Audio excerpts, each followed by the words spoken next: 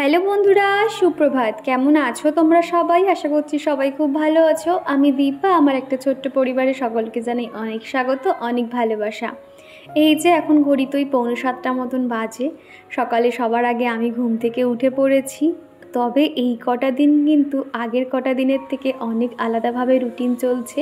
বুঝতে তো পারছো, এখন ঘরের জিনিসপত্র এখানে কিছু রয়েছে, নতুন বাড়িতে কিছু রয়েছে।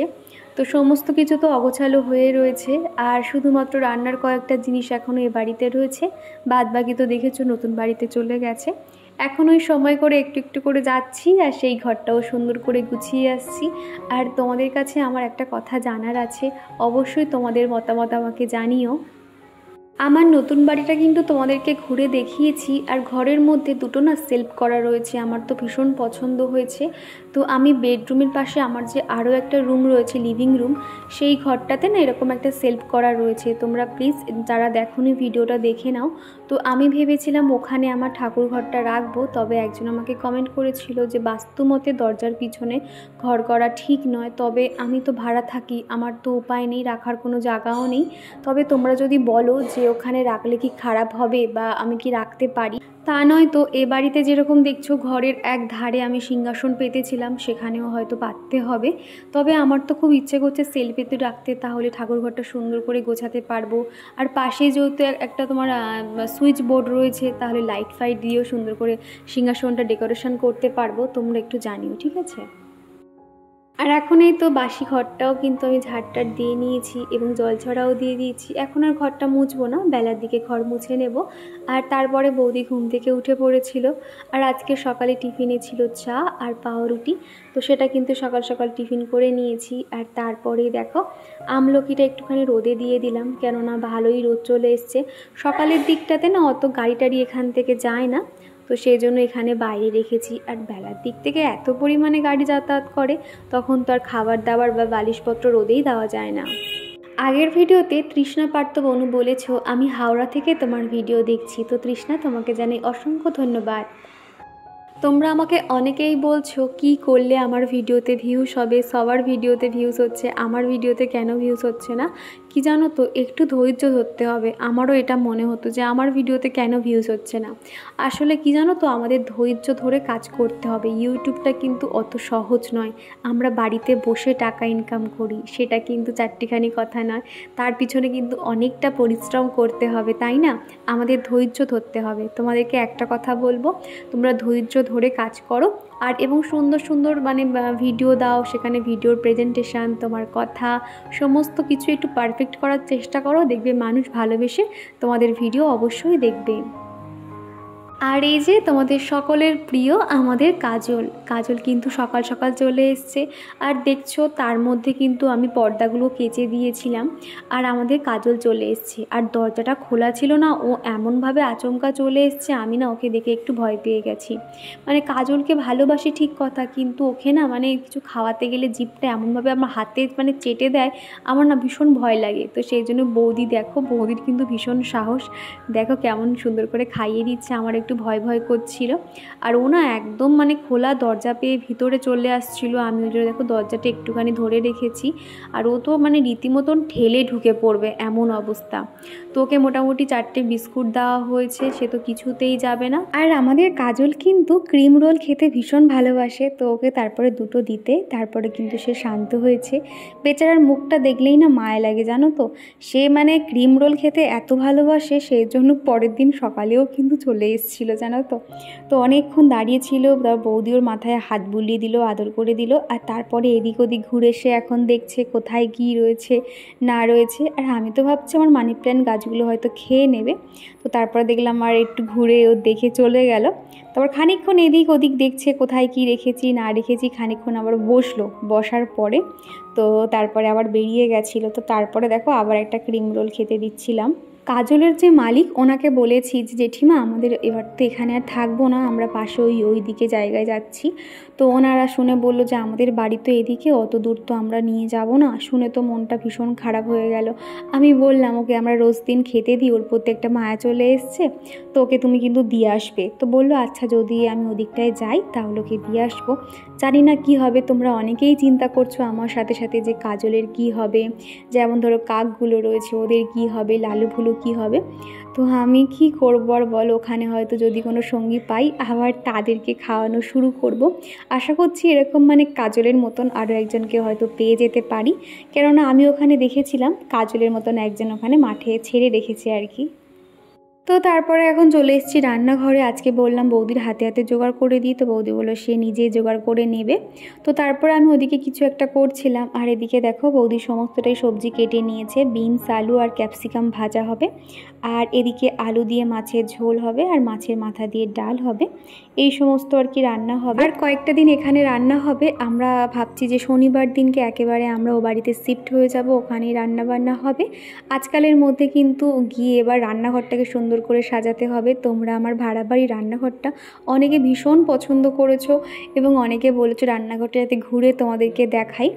আজকালের মধ্যে রান্নাঘরটা গিয়ে তো গুছিয়ে নিতে হবে, যেহেতু আর দুদিন বাদেই আমরা রান্নাঘরে ওখানে রান্নাবান্না করব, ওখানে শিফট হয়ে যাব, সেই কারণে আর কি। আর আমার ভিডিওতে চন্দ্রামণ্ডল দিদিভাই প্রতিদিন কত সুন্দর সুন্দর কমেন্ট করে। তো দিদিভাইয়ের নাম আগের দিন ভিডিওতে নিতে ভুলে গেছিলাম। তোমরা অনেকে অনেক কমেন্ট করো, তো হয়তো এক এক সময় হয়তো নাম নেওয়া হয় না, তো তার জন্য সরি দিদিভাই। এই যে আজকে তোমার নামটা বলে দিলাম। আর এদিকে রান্না হয়েছে বিনস, আলু, ক্যাপসিকাম ভাজা, আম ডাল হয়েছে, আর আলু দিয়ে মাছের ঝাল হয়েছে, আর সাথে রয়েছে একটু চাটনি। আর এখন যেহেতু ফ্রিজ নেই সেই জন্য কিন্তু মাছ ভেজে রাখা হচ্ছে, ফ্রিজ এখন নতুন বাড়িতে আর কি। তো এই ছিল দুপুরে রান্না বান্না। আর আগের দিনকে যে ডিমের ঝোল করা হয়েছিল, খানিকটা ডিমের ঝোল থেকে গেছিলো, তো সেই দিয়ে দুপুরের খাওয়া দাওয়া হয়ে যাবে। তো চলো এরপরে রান্নাঘরে কিছু কাজ আছে, রান্নাঘর পরিষ্কার করা, সেগুলো সেরে তারপর তোমাদের সঙ্গে আবার কথা বলছি। আর ঋতুপর্ণা দিদিভাই বলেছো আমার বাড়ি আন্দোলে, আমি হায়দ্রাবাদে থাকি আর এখন ব্লগ করা শুরু করেছি। তো খুব ভালো লাগলো বাড়িতে বসে এই যে ইউটিউবে ভিডিও করা, ব্লগ করা বলো, এর থেকে মনে হয় না ভালো কিছু হয়। আর আগের ভিডিওতে পূর্ণিমা তুমি তোমার নামটা নিতে বলেছিলে, তো এই যে তোমার নামটা বলে দিলাম।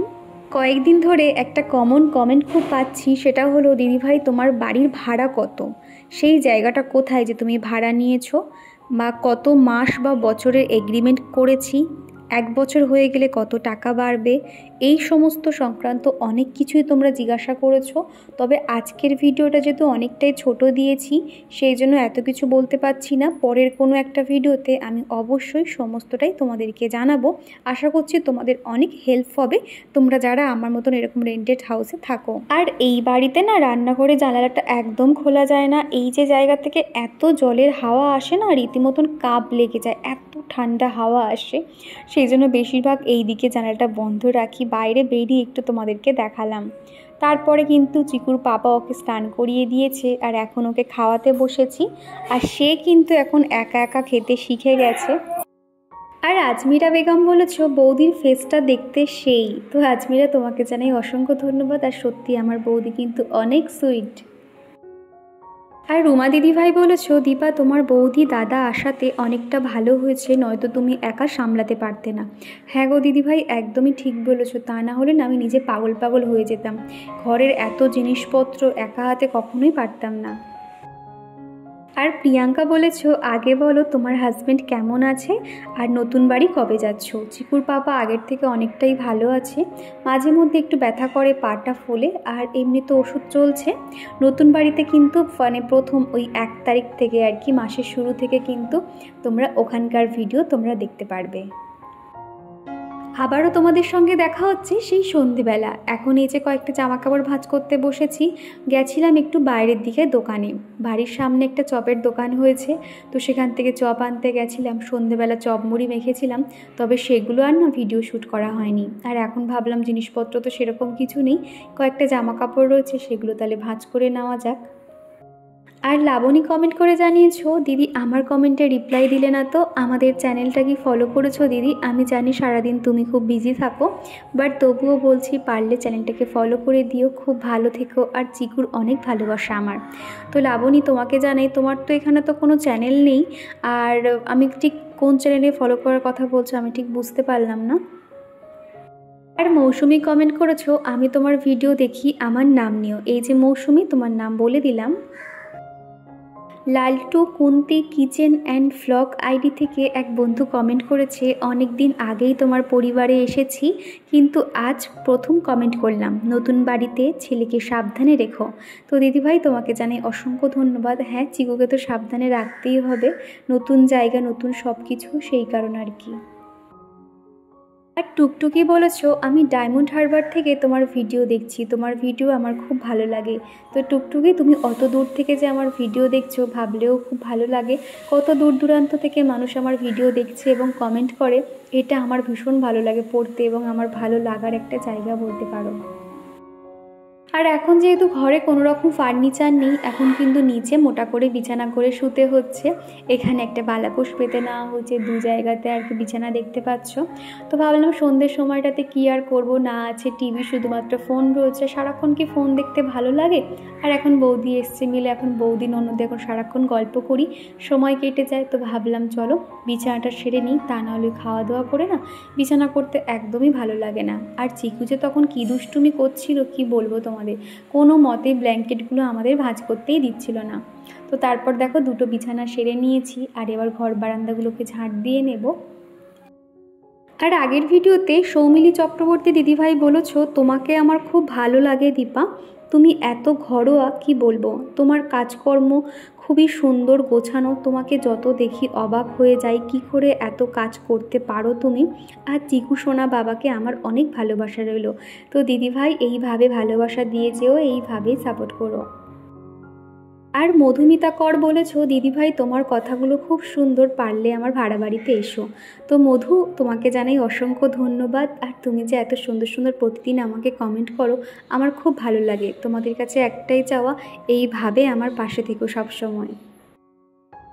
আর এখন কিন্তু এই মুহূর্তে আমরা যেরকম রয়েছি, যেমন খাওয়া দাওয়া করছি, কোথায় শুচ্ছি না শুচ্ছি, সমস্তটাই কিন্তু তোমাদেরকে শেয়ার করছি। কেন জানো তো, এই বাড়িতে কিন্তু প্রথম আমার সংসার জীবন, একার হাতে সমস্ত কিছু, এত সুন্দর একটা সংসার ছেড়ে আবার আরও একটা জায়গায় সেখানে নিজের সংসারটাকে সাজাবো, সমস্তটাই কিন্তু একটা সময় স্মৃতি হয়ে থেকে যাবে। সেই জন্য ফোনে রেখে দিচ্ছি, যাতে পরবর্তীকালে আমি দেখতে পারি যে কখন কিভাবে আমরা ছিলাম, বা সেই সময়টা কিভাবে কাটিয়েছি, এই কারণে আর কি।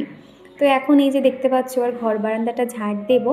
আর ওই যে দেখতে পাচ্ছ চিকুর পাপার এখন হাঁটার সঙ্গী হলো, ওই দুটো ক্র্যাচ রয়েছে, ওটা দিয়ে এখন হাঁটাচলা করে, তবে খুব একটা বেশি হাঁটাচলা করতে পারে না, পায়ে ব্যথা করে, একটুখানি হাঁটে তারপর আবার একটু বসে হাঁটে, এইভাবেই আর কি সময় কাটছে। দেখবে একটা মেয়ে কিন্তু সারাদিন ঘরে বসে কাটিয়ে দিতে পারে, কিন্তু একটা ছেলে সে কখনোই কিন্তু সবসময় ঘরে থাকতে পারে না, বোর ফিল করে।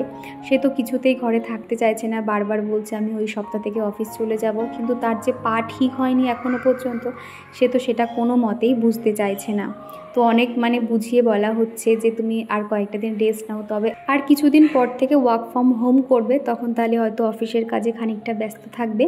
তো চলো বন্ধুরা, আজকের ভিডিওটা এই দিয়ে শেষ করছি, ভিডিওটার বেশি বড় করলাম না। আবারও দেখা হচ্ছে নেক্সট ভিডিওতে, তোমার সঙ্গে ভালো থেকো, সুস্থ থেকো।